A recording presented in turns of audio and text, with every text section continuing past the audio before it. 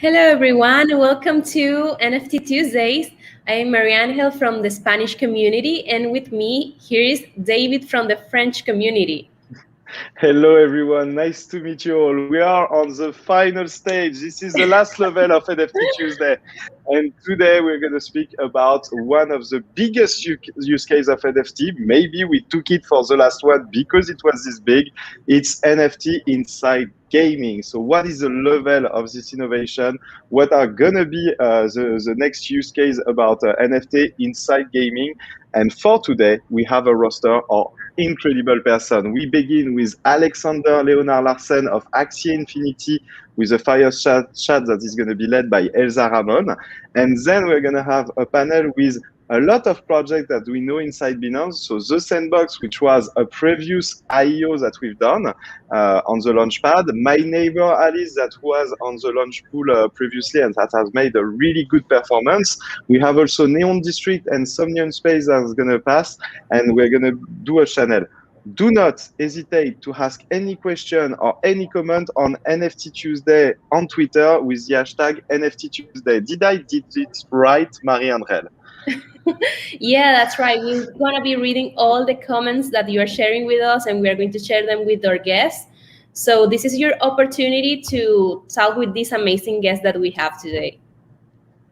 And also, Exactly. yeah, and also no, keep continue interacting with us because this is the winner list of the people that follow all the steps we shared last week, and they are earning these engine prizes. We are going to send them to them, and also you could be on the winner list too if you follow the next steps. Remember that if you're watching this and you are not registered on our Eventbrite's page, you won't be participating for $2,000 on Axis coin. So remember to register. You can use the QR code that is on the screen, and then we will send you a short quiz via Eventbrite, and we will select 10 winners. And the winners will be announced via email on May 21st, and all the prizes will be distributed on May 28th. So this is your opportunity to enjoy this event and also win. So there are two tasks from now. Participate, register, and send your questions on Twitter. Exactly. So please sit down, relax, play some game at the same time. And we're going to begin the fireside chat with Alexander Leonard Larsen and Elsa Ramon right now. I think it's going to begin just right now. Thank you.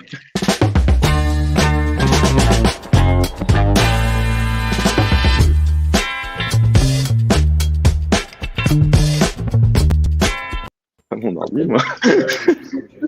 Hello, thank you both, David and Mary Angel. Appreciate the nice introduction. My name is Elsa Ramon. I used to be a television news, I guess you would say, presenter, anchor in the United States, but I left for this space, and I am learning just like you, all of you. So thank you for joining us.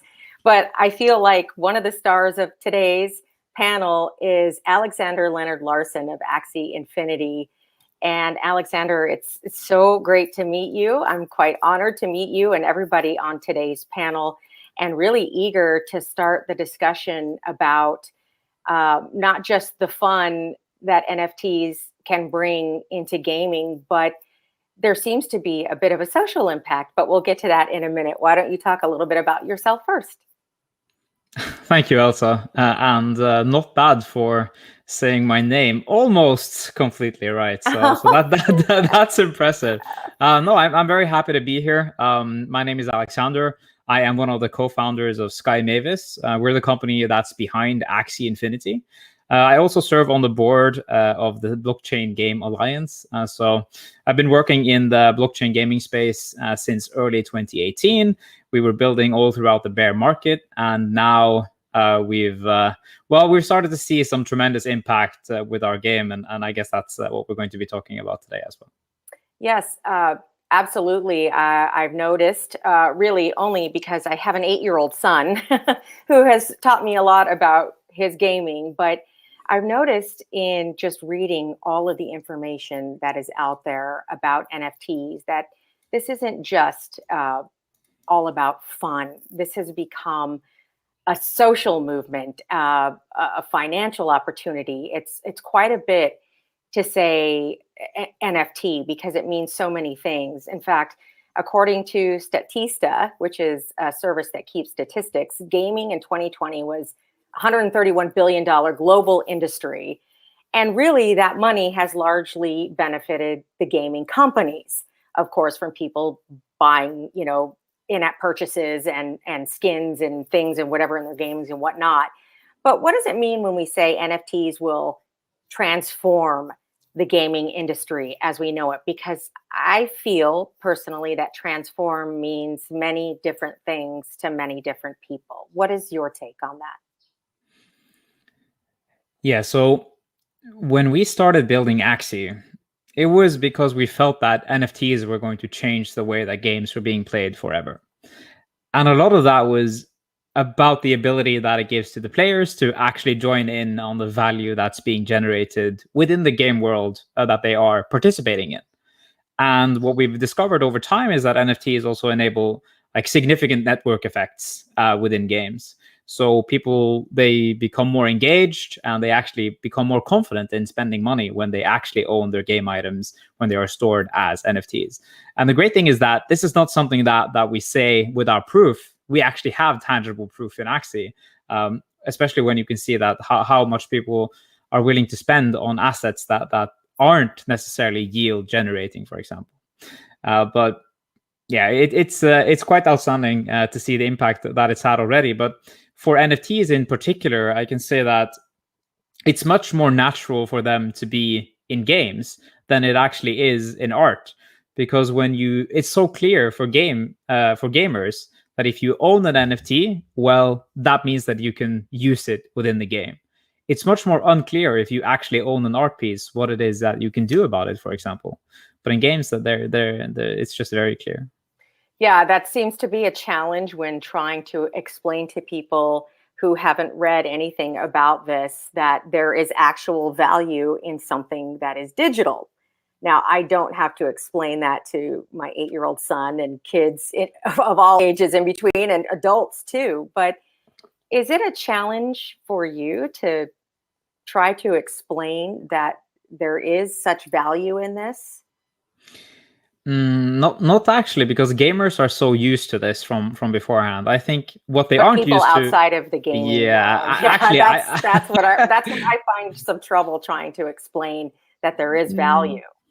Actually, I don't really care too much to explain to people who aren't gamers, because the gaming market is so massive anyway that they actually have to recognize us. And I think that's so great. I mean, I've been a gamer my entire life. And in the end, we just see more and more people growing up. They play games their entire lives. They live within games, and that's happening in Axie now. Just that kind of the taking it to the next level, where they are now earning tokens that are actually kind of a part of the giving them part ownership of the game world. So I'm incredibly excited to see where that will lead down the line. Well, I think we've already seen some evidence of how much the NFT world and games like Axie Infinity can have a major impact on communities. I remember last year during the thick of the pandemic, I read an article on, I believe it was Coinbase, about how Axie Infinity really transformed a community. It wasn't just a game to this small community in the Philippines where many of the people already lived hand to mouth.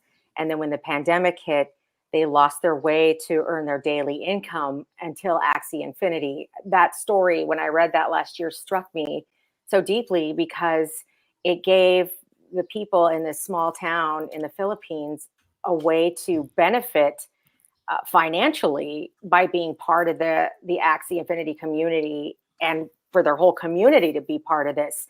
That seems to be a huge impact beyond what people might see on the surface as just playing games. Do you foresee that happening in other communities as well?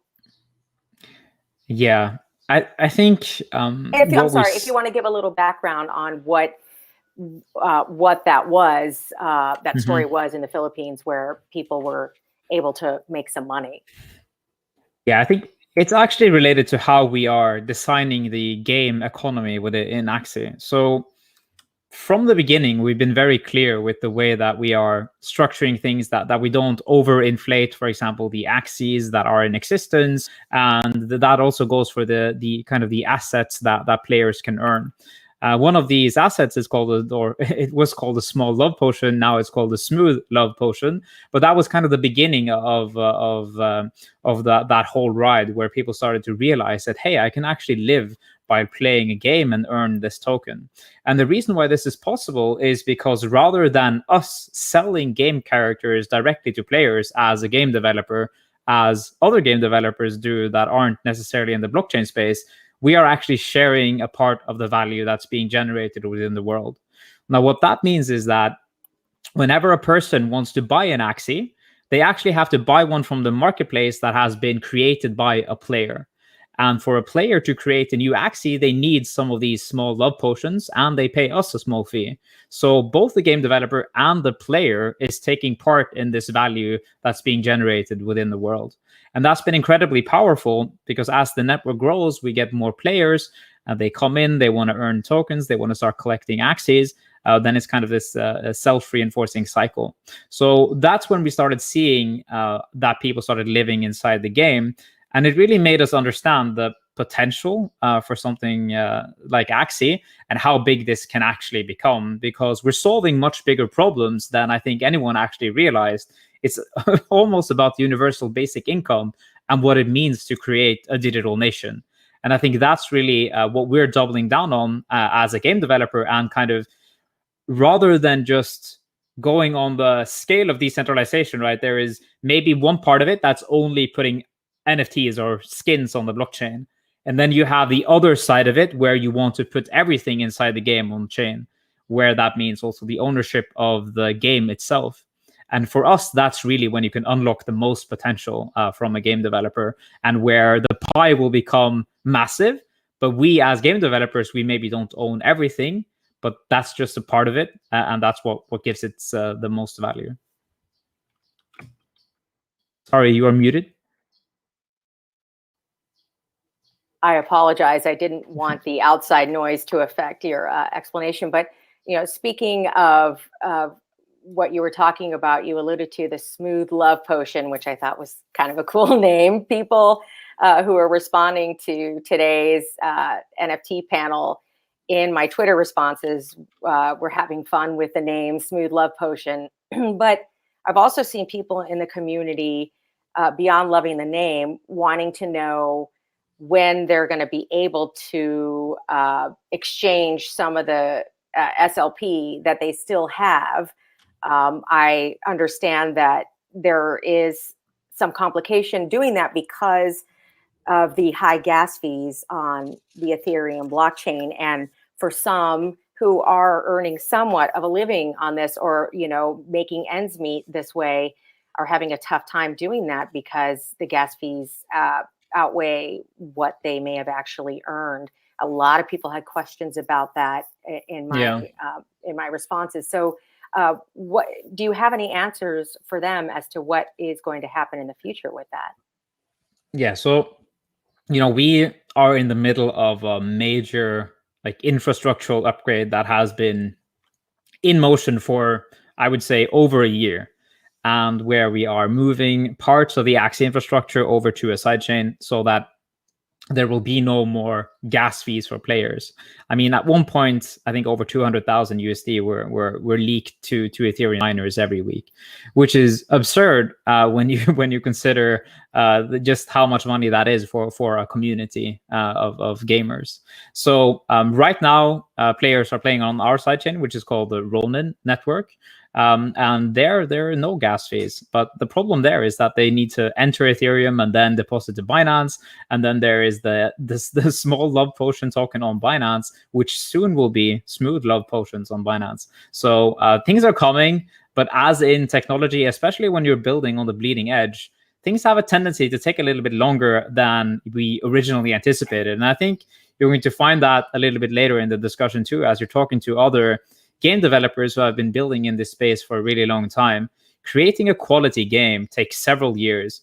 And when you're building on something as bleeding edge as the blockchain, you really need to understand what it is that you're designing. So that means like it's not only about creating that one game. Like a game is just one part of it. Everything that's around it, that's actually just as important. And by that, I mean the economy around it and the community and the players that are living and playing your game. Like you really need to respect that. And that's what we're trying to do with Axie. And that's also why we are moving things over to a more sustainable infrastructure so that people don't have to deal with gas fees. So, yeah. Sure, especially if they're using this to supplement income. You know, we see in communities like this small village in the Philippines, how it benefits them. But I would imagine NFTs would have different impacts on different communities around the world, say here in the United States or in Europe. Say like my 8-year-old son started playing, these games and earning money. It means different things to different people. How do you foresee the NFT world growing and adapting to the different needs of people all around the world? Will it kind of, cater to the demands of maybe people in the UK versus people in the US versus people in the Philippines? Or how do you see it evolving? So in Axie, and I think in many different type of games, you have different classes of players or archetypes where some are playing just for fun. Like they actually love the game. They wanna play, they wanna compete at the highest levels. And it's not necessarily about earning tokens. And then as you kind of permeate the society of the nation that you're creating, you can see that there are people who are living off, for example, grinding. Like they only want to play because they want to get the token. And what generally happens in Axie is that if the people who come in to do that, they actually fall in love with the game and the community and everything that's around it. So I think it's our job as developers, even though we employ these growth tactics through issuing tokens, we still need to make sure that the end product is fun enough so that people are actually enjoying their time, so that you don't just get this very transactional thing where people come in, they play, they clock into work. It's like they're 9 to 5. Like that's not what it's about. It's about combining a game with like turning the game into real life in a sense, like gamifying your life. And I think when you are mixing real economies with games, that's when you can see something magical happen, like we started to see in Axie.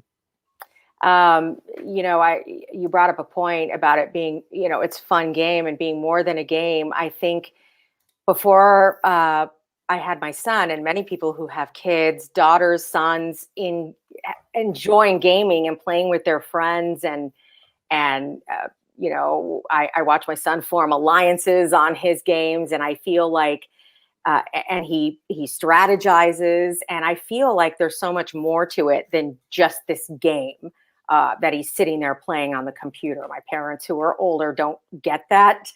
They think he's just playing this game, but I feel like he's learning a bunch of valuable skills in addition to just playing this game, about planning, strategizing, alliances, that kind of thing. But I never would have imagined before, the way this has developed, that somebody could have a whole career and maybe even go to school for gaming. And even my university, my alma mater here in Southern California, has developed a whole gaming platform and community for students at the university. How do you see that playing out in the future as far as gaming careers? Yeah, so I come from actually the esports space. I used to compete at a high international level, and I think it's always been the dream for gamers to be able to live by playing games. Pretty much everyone has kind of been sitting there, oh my god, I wish I could just sit here, do this every day. I would love that. But the truth is that these old systems and these old games, they weren't necessarily designed like that. So you didn't really have the capacity or the capability. So, for example, in esports, it's like 0.001% of the entire player base are able to live off playing these games. And even at the highest levels, it's maybe, let's say, 10 players who can afford to do that. When you are democratizing these new business models, actually, because that's what's happening, you are spreading the wealth across a much larger kind of player base. That's really where things get interesting, because then games can evolve from simply being games into virtual worlds. And that's really what's exciting to me. You can evolve into a meta universe where everyone is coming in there, they're playing different games and then using their NFTs from various games inside a much larger kind of meta game. And I think that's incredibly exciting, but we're a couple of years out from that kind of utopian world. But things are moving quite fast, and NFTs are without a doubt the vehicle which will have a very big impact of the future, in my opinion. Oh, muted. Sorry, that's the second time I do that. I hope I don't do it a third time. But there's so much money pouring into the gaming industry. I gave you some of the stats: $131 billion global industry, and that was in 2020. In fact, some of the numbers that I saw predicting for 2021 were even larger than 2020. So I don't know that people can make the argument, well, it was the pandemic and people were stuck inside. So of course, gaming made so much more money than it would have normally. That's not what I'm seeing in some of the statistics that are already being released for 2021. The industry continues to grow. What do you see the potential for the gaming industry as far as income, not income, but earnings? I mean, unlimited potential. The thing is here that we are moving into a digital future. I think everyone is on that, is agreeing there. And the people or the dinosaurs of the olden ages, they just, I don't know, they don't fit into this new world. So they just need to move over. And people will be gamers for the rest of their, from they are born until they die. I mean, that's what I think. So that's why I'm dedicating my life to building Axie and Sky Mavis, because I think that we can have a major impact on this new future.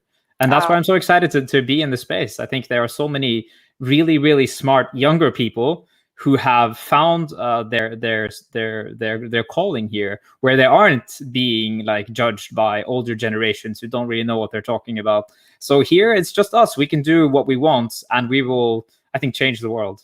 I'm convinced of that. So what would you say to aspiring gaming kids, people who are watching us now, talk about the future of gaming, the exciting potential, not just monetarily, but for the games themselves and the opportunity that it could potentially bring to so many communities and people to help bridge the gap in their economies? What do you say to kids, young ones who are up and coming and watching us right now, about getting into a gaming future, and in what capacities they would get in? I mean, it depends on what you want to do, right? I mean, if you want to be a game developer, it's a very brutal industry, I would say. It's hard to succeed, but it's very rewarding. I think there are opportunities in the new kind of NFT space for those who are willing to put in the effort to meet the right people and to just find the right communities to involve yourself in. I mean, in Axie, we have several guilds and teams who are looking for players, and you don't even have to pay. If you can meet the right players to join a community, and then maybe start earning some tokens and taking it from there. I think the most important thing that you have is your passion and your energy to just kind of push things forward, and don't take no for an answer. That's it. Absolutely. I'm sure we have a lot of aspiring gamers and coders and everyone in between watching this right now. So it's nice to hear that there is definitely a bright future that could potentially serve everyone in some capacity if they really do have a passion for this. And I know so many people do. I'm sure, Alexander, you've seen people on social media. I've seen people on social media, their whole lives are dedicated to this. So the potential, you're right, is just endless. And we have people on our panel today that I'm really excited to get to know personally, because I've seen them on social media and the things that they do, and I just find it incredible. So I'm really excited to hear from them. And I'm also equally excited to hear from some of the people who have questions in the audience as well. Are we going to?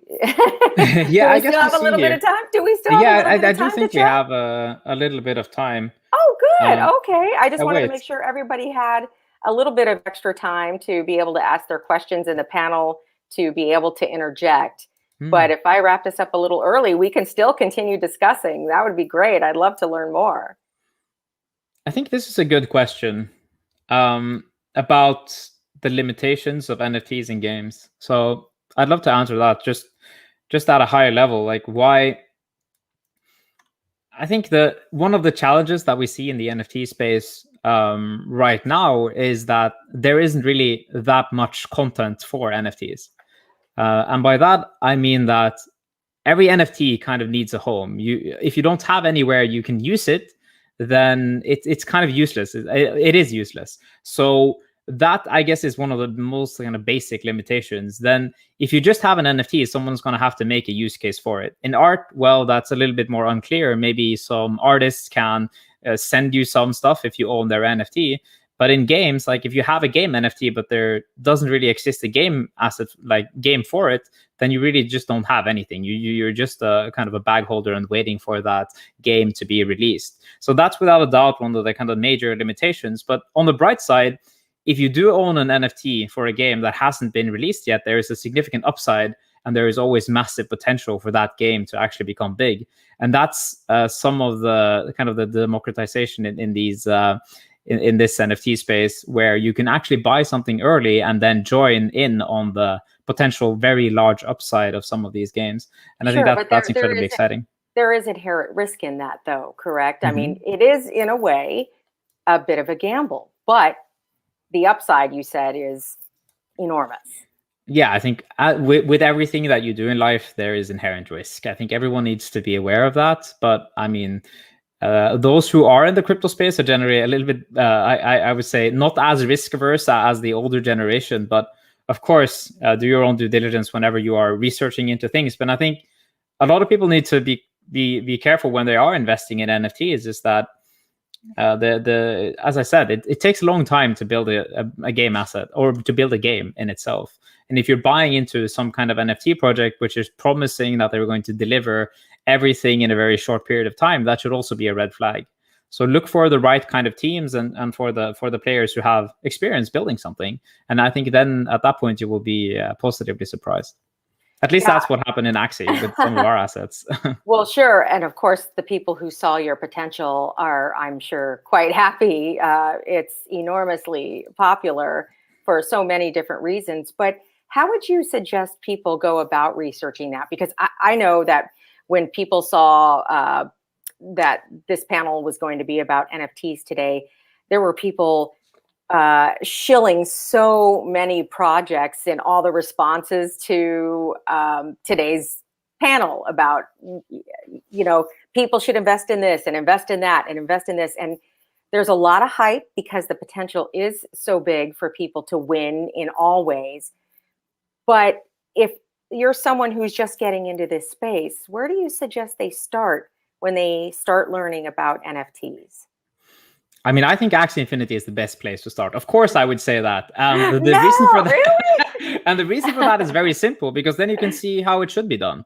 Like if you can look at the token economy for a specific project and see that things are transparent, things are obvious for those who are investing in that project. Like there is a set amount of tokens that are in circulation, for example. These are very basic things for like standard like token projects. But in NFT country, people aren't as used to looking at the total supply of a specific NFT, for example. So you need to be very careful what it is that you're buying into. And I think that's where it makes sense to look at some of the more successful projects that have been around the block a time or two, because then you can compare. Okay, do they have people in Discord, right? Are people active?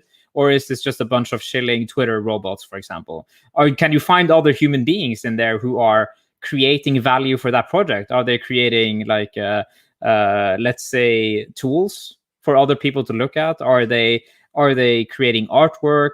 Are they speaking positively about the project, even if they don't have especially like monetary stuff to sell you? Are people trying to sell you something that's kind of weird? Like these are all red flags, and the way you can see that is very easily by comparing to some of the projects that have been around for a long time. And I think Axie is the best place to find a game that's been successful. I mean, right now, there are over 50,000 daily active users who are playing the game. I mean, the volume is leading the NFT kind of marketplaces. So I think I do have some background for when I'm saying this. Yes, I absolutely think you do, and you're a very safe bet as well. How have you seen Axie impact other communities, aside from the obvious one that has been profiled in the Philippines? Have you gotten any other feedback from other parts of the world about how people, how receptive they are and how they've utilized Axie? Yeah, so what we started seeing in the middle of even early 2018 is that people started building games on top of Axie very early, and that's a very positive sign. And these are very like global communities, I would say, but our ability to tap into developer communities, I think, is a big part of why we were successful. Because when you get developers who are building on top of your network or your game, that's incredibly bullish from the start. But like more like geographically speaking, you could say Venezuela is of course like places where they don't have bank accounts, for example, where they are excited to earn a little bit of money or tokens just by interacting with the game. That's really where we found the most product market fit.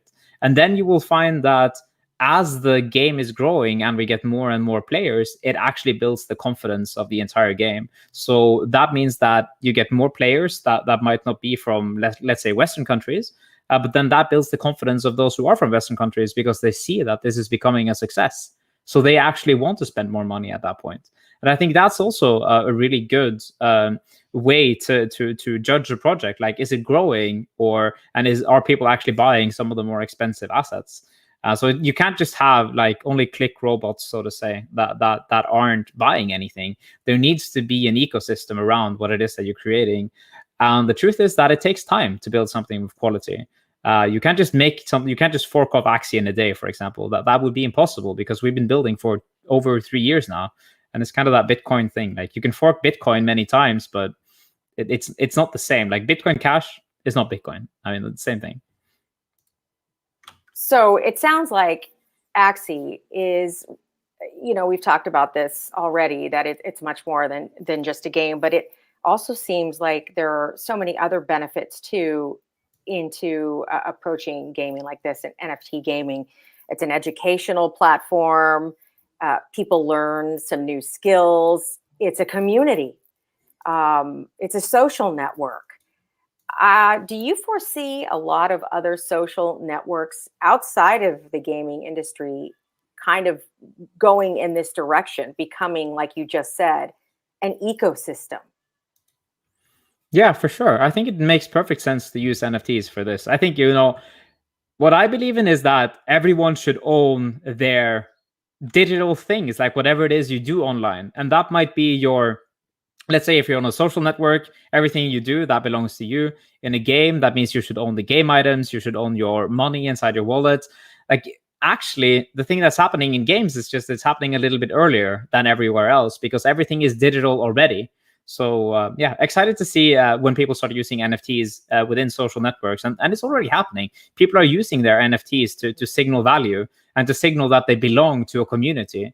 And that might be Axie or other kind of art communities where you need to have a specific art piece or whatever else they might have. How do you see those communities, though, connecting? Do you see them connecting instead of being their own private ecosystems and communities? Do you see some kind of cohesiveness between different ecosystems? It's a little bit. I can say that there is a divide within the NFT space for sure. Where you have kind of the art crowd on one side and maybe the game side on the others, but there is some mingling there. But for sure, the art crowd, I think I didn't predict that the art NFT hype would be so massive as it was. I thought that games would actually come first. Yes. Yeah, I could see why you would think that. But I think I just, little hints here and there of why you would think that. But I think now, I know earlier I jumped the gun a little bit and tried to bring in the panel early because I wanted to make sure to give them a little time. But I think now we're at that point If I'm mistaken, please let me know. But where we're going to bring in the panel, hear from them, and maybe hear some of the questions or talk about some of the things we talked about first. And I believe we're at that time. I don't want to rush anybody, but Alexander, is that the consensus here? Yeah, that is. Thank you, Elsa. Oh, Alexander, thank you. And thank you for teaching us so much about this space. I really appreciate it. Hi, David. Thank you, both of you, Elsa. I think your cat needs to be fed. I hear a cat at home. This is why I kept muting, because he won't. No, that's cool. I know. He hates when the door wants is to closed. participate. He hates it when he's shut see- out. So he's crying, and I'm thinking, this is the worst time you could be doing this. So yes, that's my. No, he wants to participate to the gaming NFT, and I understand them as well. He wants to sit on my computer. That's what he wants to do. So I apologize for him. He's very No worries persistent. at all. Thank you so much, guys, for all the information that you shared with us. It was very amazing. We have been watching the conversation on YouTube and Twitter, and the community is very excited to have you here. Thank you. Very honored. Thank you. Thank you, Alexander Leonard. Thank you, Elsa. Let's go to the next stage. That's right. So if you want to continue participating, don't forget to use the hashtag, because Twitter has been sending us a lot of questions here. So continue interacting there. Yeah. Really a lot of activity inside the social media channel. I thank all the community for that. We're going to go to the next stage with the panel. So we're going to welcome the team of Sandbox, my neighbor Alice. You know all those operations. They were inside Binance. And also the team of Neon District and Somnium Space. So hello, Coin Artist. Hello, Arthur, for your participation. Hello, Anna. Hello, Sebastian. You're going to hear two-time French today. Because Sebastian is also a French speaker. Yes. It is amazing to have you all here. Bien. It's a pleasure to be here with you, everyone. Hello. Hey, everybody. Hello. In order to do a little bit of a roundtable, can you all introduce yourself in one or two sentences in order that we a little bit and all the audience know who you are? Of course we know, but it's always good to summarize a little bit.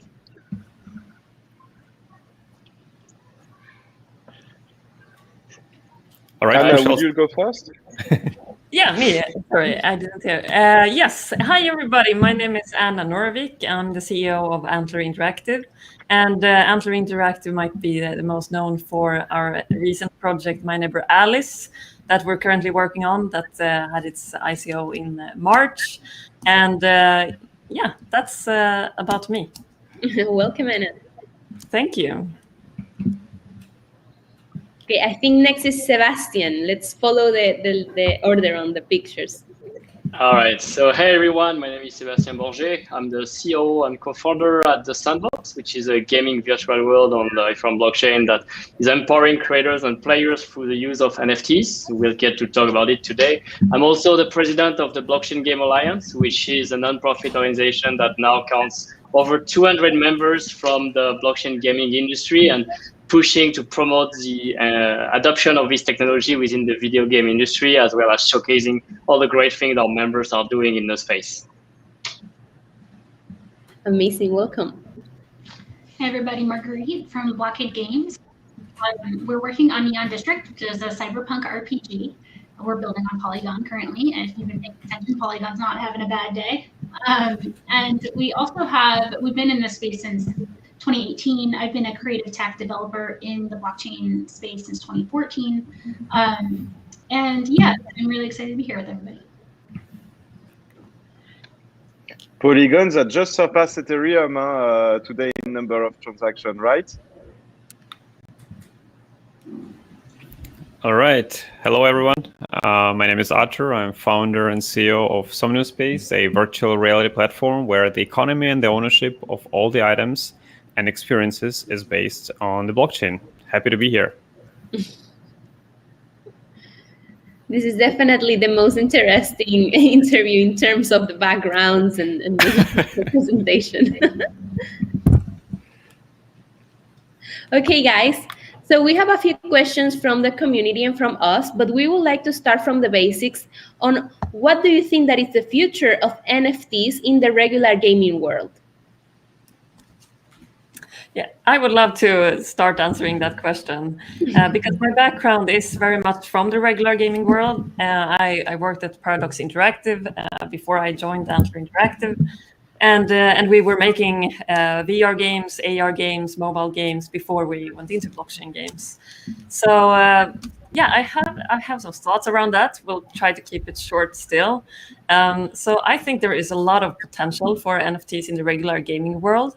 For example, I think that connecting different items in games to the winners in competitions, for example, in games like Counter-Strike, where there is a lot of esports tournaments, where it's actually interesting to know where there's a big following of the people who are the best. I think that could be really interesting to know. For example, like this weapon was used by Heat on winning this competition, and then it probably gets a bigger inherent value in selling it to the next person. So that's one thing that I'm thinking of for the future.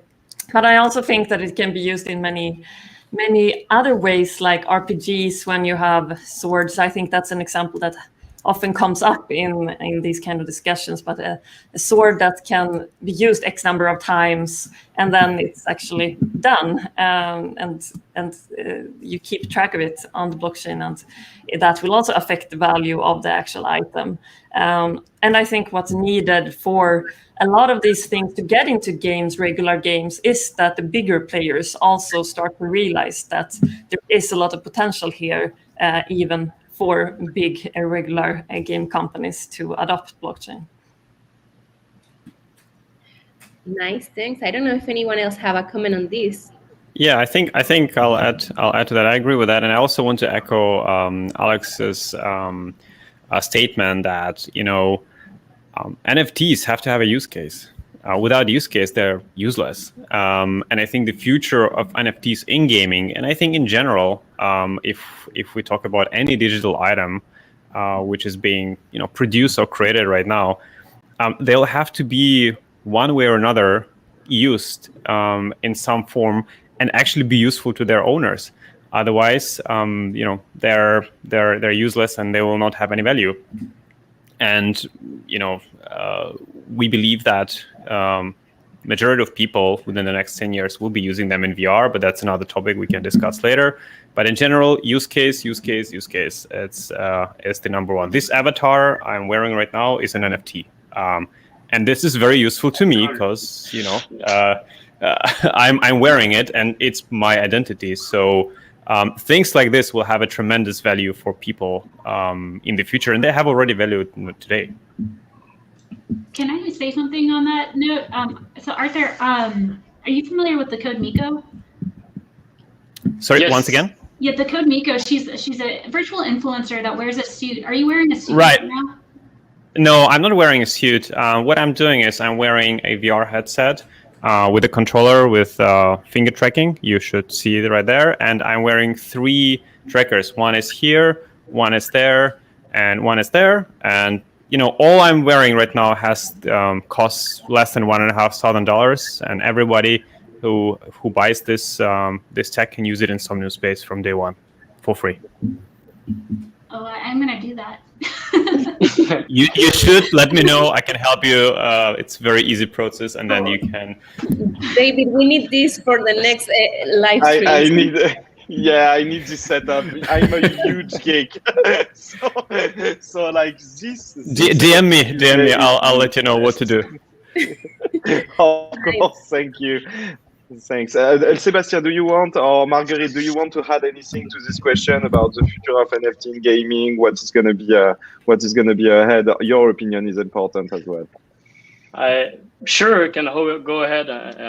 For me, like it's really the paradigm shift that true ownership by players is introducing. That it's not yet broadly accepted within the game industry, which is like still an industry running essentially on free-to-play, with, as we mentioned before, $120 billion of revenue annually, 50% of it coming from free-to-play games, actually 3% of user monetizing These are exploiting users selling non-limited elements that have no real utility outside of the game itself. So there is a huge potential still to move the industry into a more community-first approach, community-driven, putting the players first at the center of the economy, both contributing to it and being rewarded to it. And that means a lot of use case behind what original developers are thinking about in terms of like how the community of players or creators can engage with them using NFTs. Could be definitely through game items, but could be so much more. Could be through the capacity to trade those NFTs on external marketplaces and generating a real income for the players through play to earn. Could be the capacity to build a whole ecosystem around the NFTs, where the NFT are the medium that are used to enable guilds, to enable DAOs, decentralized autonomous organization, where players are organizing themselves, participating in the governance around using the NFTs and on the gameplay itself potentially. Could be about using the NFTs to create decentralized finance system where you can loan the NFT, you can rent the NFT to other users, and introduce a lot of new use cases that have been much beyond what the original game developer or the platform have originally thought about, and empower essentially the users behind. Yeah, just to add to that, I think most of us here are all building immersive platforms on some level with a encompassing economy in which I think many of us have visions for microeconomies to exist within those macro game economies and universes. And what's neat about that is people could start up their own virtual businesses. And like Sebastian was talking about, DeFi and these other tools that we're building, the platforms that are existing today for us, but they're not immersive in the social way that like having the game assets and these collections and these identities are very exciting for people. And so when you start tying that into their larger economies, their businesses, their communities that everyone's hanging out in Discord all the time or Telegram 24/7, crypto doesn't sleep. So the more we can add to the experience, I think that the crypto economies essentially and gaming, they're just going to blur where people think of avatars and they think of crypto. And you see this today, the art movement. Everyone's obsessed with all the varieties of avatars we can have. And now the only path forward from there is giving those avatars utility. And they have utility in virtual worlds, essentially. Like today, Archer is showing us, but other virtual worlds are also allow. That avatar could actually be used across many of those centralized virtual worlds, which is the beauty of NFT interoperability. Yeah. Just to add to the point, because we on the NFT Tuesday we had the artist point of view, etc. And you spoke about creators. That's really good because it leads to my next question. What is the real impact that's gonna exist on the creators economy? We saw some gain when you can create your own level, you can create your own object, and now you spoke about RPG. Thank you. Like, I'm a huge fan of it, but for you, so what is going to be the new place of those creators inside game, and what NFT will give them the possibility to do more than they were able to do? If I may answer this question, I think what we are teaching and showing people today is the fact that they learn how, that they own things for real. That has never been done before. I mean, I've been in virtual worlds since 1999. Like, I started with Ultima Online. If anyone is old enough, remember Ultima Online. That's where I started. I moved to Second Life, and I've seen it basically all or many of the worlds, and I've seen the rise and fall of many of them. And eventually, companies, they were becoming, too big, and they started to do mistakes. And the centralization of the economy was one of the pillars which was falling down always, which led to, for the game to, stop existing or people not caring, because players, they eventually, in any game today, in any game you play, you don't own anything as the player. You have zero control over your possessions. And that is one of the not the most important, but one of the most important lessons which people learn. And once they understand that, oh, hey, suddenly I own the item, I own this avatar, and Somnium cannot take it from me. It's in my wallet. The wallet has nothing to do with Somnium. So that is a very important lesson. And once people understand that they can trade those items independently, they don't need to ask me as the CEO of Somnium a permission to trade an avatar with each other. They don't need to ask me, permission to set the price for this avatar, or to bring it to the other metaverse, or to the other world, or have another utility. That's the beauty of it. And once people realize that more and more, people start to, first of all, trust the system much more, and second of all, they start to invest and create more. And of course, us as Somnium, we're trying to build the future of human communication, and the creators' economies in front of all of that. People will create, people will consume, and people will have utility, have fun. It will bring the value. I'd like to add to that, basically we're all about user-generated content at Sandbox. I spent the last Sandbox in our franchise that exists for over a decade, started on mobile, had 40 million downloads, million of active creators who made 70 million creation. All of that content contributed to the success of the franchise, but because of the limitation of the platform, no existence of ownership, of revenue sharing, we were able to pay nothing to those creators while they all made a success of Sandbox. So when we start seeing the first NFTs appear, we immediately see the benefit of combining user-generated content and NFTs, so you can own your creation, you can start trading them in a permissionless manner, you can start monetizing them. And we are building this decentralized virtual world that is Sandbox with this vision that all the content is made by the users and is owned by the users. All the land that makes our virtual world is owned by them, and they can develop it, resell it if they want, create their own business, their games, their experience, their art galleries, their museum, and so on. They can essentially also create the wearable, design their own fashion for the avatar, and going even further into the open metaverse spirit, they can take NFTs that comes from other creators, let's say the CryptoPunks, the Meebits, or other collaboration that we have announced or will announce, and take them and use them as their identity into our virtual world or other virtual world as well. That's unlimited creation. It doesn't need to be onto one single dApp or on one single platform to actually as the big vision around NFT and metaverse. And that's something really interesting and unique. And I think it's also giving people, creators, one more incentive to create within the games, and which I think is great, because then they help the whole world on becoming more interesting and engaging for themselves and other players. On My Neighbor Alice, we're planning to eventually add an in-game NFT creator, so that you can create the things that you want to put on your piece of land, and feel that it's like yours and tailor-made for you. And then being able to eventually, when you feel done with your plot of land, you can sell it to someone and have them continue to take care of it forever. I think we're seeing a lot of different, since it's still so early. We've seen from that 2018 games that started there, which like Sandbox, a lot of us were there. People have really honed in on certain verticals, skill sets of player types, and some of them, including strategy over land investment, or your crypto economies, and how do you make your way forward in those finances. But I think that a vertical I'm really interested and passionate about is how do we inspire play and fun at a de-risked opportunity for people. So while there are some games where there's a little more expensive of an entry into the game and to the economy, I really love the idea now, and I'll talk about Polygon here, because so recently being able to do airdrops, where someone can have different ways to claim their NFT that's been airdropped to them, and it's all paid for on the back end by the developer or the person offering the airdrop. We did an entire campaign to about 2,000 people where it only cost $1, and 78% of those people were the first time they made new wallets in order to claim an NFT.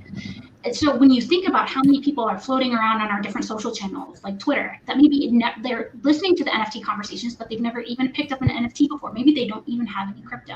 That barrier is actually a pretty big leap still.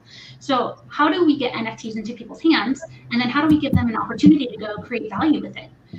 I feel like that next step has to be so easy and fun for them to even want to do it, because it might not be very valuable, but the fact that they have something to play with now and it's been gifted to them is a really great user experience. So we have, I think, a lot of different verticals here to explore and develop in for different player types. But that's, I guess, where I'm really passionate is how do we basically create this whole new global economy of creators? Give them tools for people. No, I mean, we see it clearly. You give people tools and you create a working economy, and people start to use it. People start to use it and people start to utilize it. They become creative. And if there is, economy or being able to make money is not the most important part of it, but it's important enough, without which it cannot, the metaverse cannot exist. People have to be able to, sustainably earn money living by being creative. And if that's the case, and they have enough tools to do so, they will do so. And we see it day to day. And Sebastian said in Sandbox, they've seen it before. They will see it, in the future. The same is happening in some new space. People want to be creative. People, what this kind of places allow people to do is, no matter where they're from, if they have, access to basic equipment, they can be whoever they want, and they can utilize their talent no matter where they're coming from. And because, blockchain is such a revolutionary technology, which will allow people to participate in the economies in the world without asking permission of any government. So no matter where you are, you can just participate in that economy. That's the revolution. That's the revolution which will lead many, many, many people to be in those worlds. And the economy will turn around several times. That is amazing. Thank you guys for your answers. I have a few questions from the community here. So we'll also like to give them time to answer to the people that is contacting us via the hashtag on Twitter. And the question that I have right here says, how could you guarantee the property of digital assets? I mean, you create it, you sell it, but what guarantees the owner that the creator will not sell the items to be used in another platform? No, it's super easy, and there where the market forces, open market forces come into place. Because even if you're a creator, and let's speak for our creators of avatars in Somnium, for example, you build name, and if you start working against your name as the creator, you will lose your clients. It's super easy. Capitalism works, and people will choose. So even this example, I mean, there are other ways how to make sure that things work as they intend to work. But even if we forget about those technical tools, just on a market personal level, if you start doing bad things to your clients, you will lose those clients and you will not earn anything in the future. Very simple, because everything is traceable. Everything is you can find it, and people will find out very quickly. People are not stupid. Thank you. Somebody else have something to add? Okay, if no, what's the next question, David? Well, excuse me, I was muting. We see a lot of different type of NFT inside gaming. I see a lot of metaverse as well. Arthur is showing us one with an avatar, etc. I see a lot of games that you can buy a parcel, such as inside My Neighbor Alice and Block. Could you explain us a little bit how this works? What are the mechanisms behind them? What is the interest to own like a land inside your game or inside any game in particular? Yeah, so we're actually soon going to have a land sale, the first land sale in My Neighbor Alice. So people will need to stake, and that's going to start very soon. We're working very hard right now to make the system work so that you will have to stake like 20 Alice tokens during 14 days in order to get a lottery ticket, in order to have a chance to buy land in Alice. And what you get with that land is a land plot in the area called Nature's Rest, and the whole game is divided into a map of like a handful of different areas with different attributes. So this is just the first one with a certain amount of attributes. So it's, I think, Nature's Rest is one with a bit cooler climate, forests, and that kind of place. And when you have that land, and when we have released the game, since we haven't released the game yet, you will be able then to decorate your land in whatever way you want. You can rent your land out to other players and therefore get a currency for that. And you will be able to, invite your friends, hang out with new friends in your land. You can arrange competitions and various things. So make it your own place and either rent it out when you want to take a break or sell it if you're eventually want to get a new plot of land. Yeah, I want to add one thing. Like, an easy answer to your question is, why would you want to buy land in a virtual world? Because of this. Because all of that you see is built by players on their own land parcels, and you get a utility. It's useful to you. If you're an artist, you can build a gallery and you can showcase your art right there. If you're a DJ, you can build a club and DJ like many DJs do in Somnium. Like, it's utility. If something is not useful to you, don't buy it. Don't collect things just because you collect them. I mean, you can, but it's a questionable thing. But if you really want to have a utility, then think about it. Can it be useful to you? If yes, then do it. If no, probably don't. And when players ask me like what I think about land prices in Somnium and what is the future, I say I don't care, and you should not care as well, because if you buy a land parcel for a use case, if it will cost $1 in the future, ask yourself a question: will it be useful to you even if it costs $1? Yes, it will. You will be able to do the same thing. You'll be able to build a gallery. You'll be able to have your own place to hang out with friends in VR, to do a presentation or present a company. So it doesn't matter if it costs $1 or $100,000. It's useful.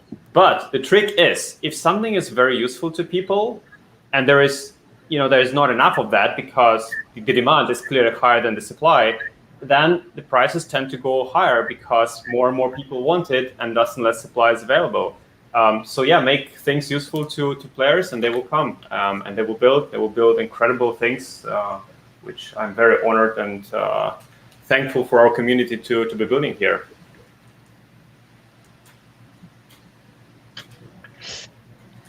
I guess so instead of land in our game, it's a 2D game, and it's an RPG with a real clear ladder. It has a trading card game basically at its core and how the RPG works. And so for us, it's definitely more, how do we specialize assets that you're collecting to equip your character, the weapons you get, and just in any sort of traditional RPG that you might have experienced in Pokemon, Final Fantasy, Zelda. You'll be able to specialize the assets to become higher levels, but also they become more specialized in their use case. So you pick your different character types, and they have a purpose on your team. The healer, the damage dealer, your tank, and you put this team together and you go out on your different missions. You compete PvP, and according to the different combinations you've put together means how the strengths and weaknesses your team will have. So it's not necessarily about being very, very powerful as much as it having a certain type of design that the player has put together, which you can have a multitude of, and matched against other players, then have to use strategy to think about how they can best work their way through the match they've been put against. So I guess for us, land will be a very different experience when we get there. Right now, we're focusing on that economy. Yeah, I can only echo what's been said before about Marguerite, Arthur, and Anna. Like, there's definitely in gaming multiple categories of NFTs: virtual real estate with land, equipment for characters, wearable for avatars, entities for creators that can also use them to populate their land. At the end of the day, it's really about the projection of the utility by use case, and also the fun you can get from it. And beyond the original purpose, like the first tier of audience who are going to use those NFT, you have to be part of the community and project whether those assets, those NFTs will make sense in their original context and potentially outside of their original context. Because again, NFTs is a whole ecosystem where originally useless NFT could become suddenly powerful by being used into other application, or then suddenly being pulled together, fractionalized, and use as fraction to give access to something else that you consider of value, for example.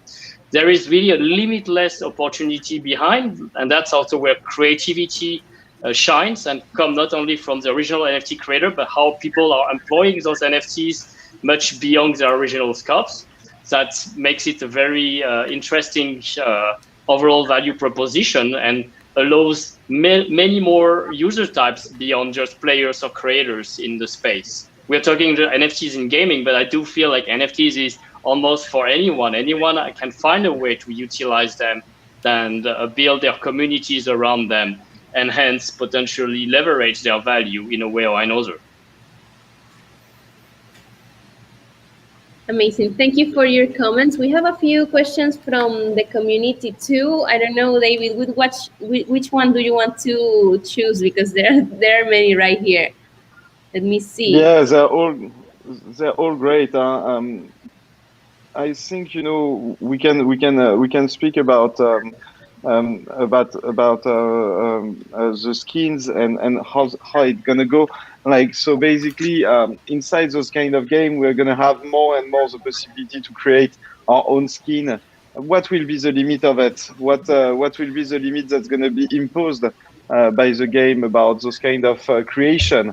About those kind of element. Anna, you spoke about the creation of weapon, for example, or attribute or element like that. Where do we begin and where do we end actually inside it? Yeah, I think it definitely should be the next step for these big companies to let people create their own weapons, for example. But I think also the companies realize that they will need to have some curation of what content they can have in their shops, for example, not too rude or not too inappropriate things. So I think what they could start with is still to hand over to the player a few different textures, a few different models, just so people can put together stuff that still feel creative enough, and then see what happens and see like what the community will do with it, and let it go, and let a little bit of control go to the players. Yeah, I think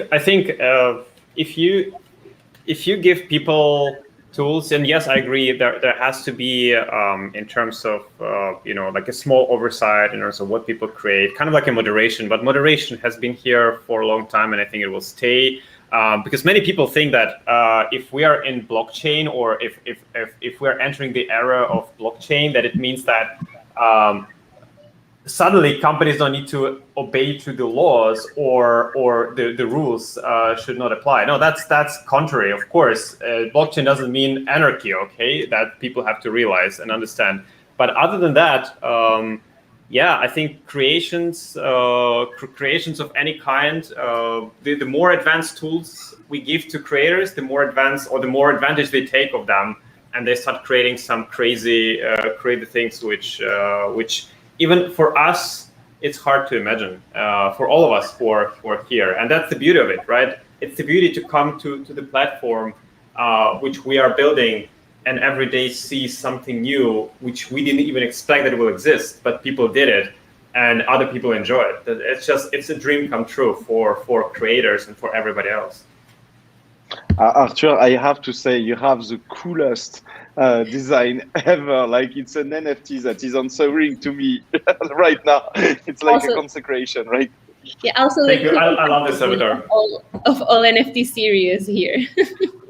Thank you. I love this avatar. I bought this avatar. Again, this is an example. Our creators have earned already, for a short period of time, have earned already more than $250,000 by selling avatars, just avatars.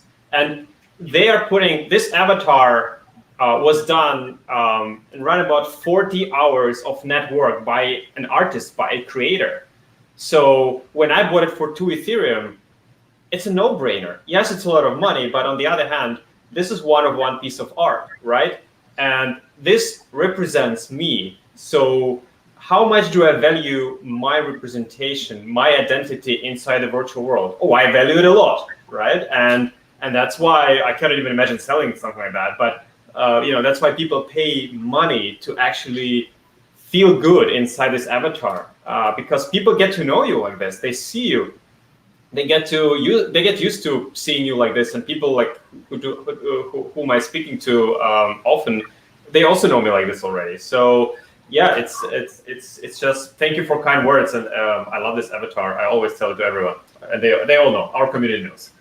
I think like the future where we have an experience like this, where all of us are FOMOing in on his avatar, we could be live bidding and seeing the bids go in, and he could accept it on the fly if he wanted to let go of his avatar.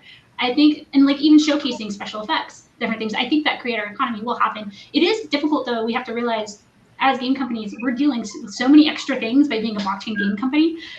Most of us don't even have the bandwidth to field all of the income, like the inbound for community support, just basic like wallet questions. So us to then expand out these creative departments in which we could have basically a third-party art development system for people to submit art or creations to participate and fit into our economy is a big leap, stretch goal probably for all of us. And that was one of the reasons why Neon District did 2D assets, is because the fruit to then take a file, a prototype into Photoshop, paint it, submit it, it meets our specifications. We can do this in a very easy automated way. You could have a designer line like this, and it could be completely automated, uploaded. Someone could do a 10 of 10, like a 10 of 10 limited edition run of something that already fits in our economy. It could be included in a loot drop box. So yeah, there's ways to do it. It's just going to take a lot of work, and we're still really early. I think people still haven't understood how early we are yet. There's a few things I like to echo, like creator tools to be as simple as possible. We chose voxels, which are like 3D pixels, because of that. Like basically those sort of like digital Legos, and we've had a whole generation of Minecraft or Roblox player, 200 million users familiar with playing Legos and building Legos digitally and using them to turn them NFTs. That's really going to accelerate the adoption of NFT from the creator side. The other thing that I think NFTs are enabling, like they define their NFT, your identity, through how you look, what you own. So they are creating communities of ownership, bonding creators and owners. And one thing that they reflect very well is also like this fan system, like super creator and fan connecting together.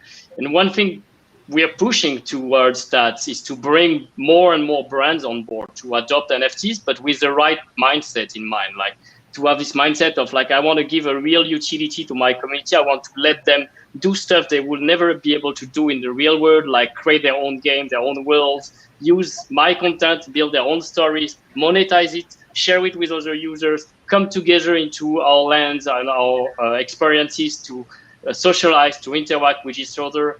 And it's a way to attract more and more users in the space, just like Marguerite has been doing herself, airdropping her NFT to 50,000 users. I think it's one of the largest airdrop we've ever seen. It should be in the World Guinness Record book, probably, for that. And really, like, giving an NFT to someone is the most empowering act, whether it comes from a single creator, from a brand or an IP, to attract more and more users by network effect behind, to really understand the shift, the gap between owning your asset or just renting them with virtual currencies and free to play. And that's how we are going to grow all together through our effort and the different products we are creating, an initiative we're having to lead to more adoptions of NFTs at the end of the day, I think. Thank you so much, Sebastian, Marguerite, Anna, and Arthur, for all your experience shared today. And also, thank you to the community that was watching us. Thank you, David. Thank you, Maria. Thank you, everyone. Good to see you. Thanks, everybody. Bye-bye. Thank you very much. Thank you. Goodbye. Thanks. What a nice was opportunity. Really good. Yes, everyone who's watching needs to know that this is a lifetime opportunity to be so early and to have this chat with so many relevant people on the NFT ecosystem. Yeah, and this is the final stage of the NFT Tuesday. So this was the last NFT Tuesday. Yeah, it was really a pleasure to do it. I want to thank everyone, the community, the people that participate. We had more than 30 experts. I have like just the fear right now just by speaking about it. Plus 179,000 viewers. I want to also thank the people on the backstage, the ones that you never see. For example, this one that is just right here. Yeah, the Binance family right is here. larger than you think. Voila. All these Binance families that is on the backstage, social media manager, event managers that planned all this NFT Tuesday with us. We gave 10,000 of prize that even the valuation exploded during those NFT Tuesday. And thanks to that, thousands of meetings by curious curators or even creators. So thank you a lot. This is only the beginning because we're going to enter into a new phase. You know that there's going to be a platform inside Binance that is going to be on the NFT. I think we're going to come back really soon with more even to speak about that. But this was really the appetizer, and to speak about this trend on NFT, really to give you all the knowledge before the big landing on this. So really thank you all. Marie-André, do you have anything to add to this? Yeah, a few reminders. The first one is that if you still want to be part of the list of winners, go to the Eventbrite page and register, because if you're watching this and you're not registered, you are not participating. So don't wait until this finished to do it now. And also other reminders are that Binance NFT community is larger than we think.